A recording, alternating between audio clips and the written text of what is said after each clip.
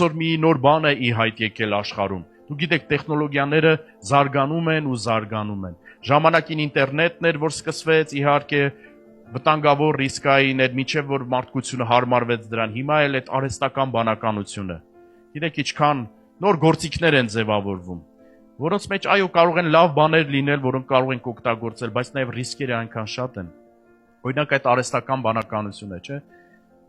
Ուզում ես տիպի մարդին, որ ամեն հարցերի պատասխաններով դու գնաս իր մոտ։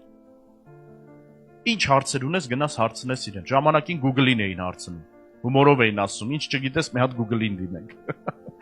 Հիմա էլ այդ արհեստական բանականությունը, ինչ անգամ հոգևոր հարցերով, ինչ չգիտենք, մի հատ դիմենք իրեն։ Սիրելիս, մեր կյանքում կարան շատ տարբեր գործիքներ լինեն, կյանքը հեշտացնեն, բայց Սուրբ Հոգուն ոչ մի բան չի կարող փոխարինել։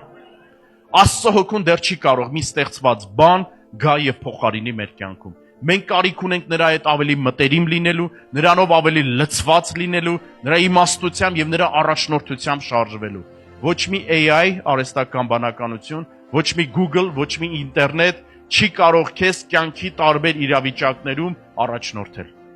Կամ մեկը, ով մեր առաջնորդն է, նա մեր հովվապետն է, նա լավ գիտի, նրա ձեռքում ցուպ եւ գավազան կա։ Նա ձայն ունի, երբ որ խոսում է, սարերը հալվում են։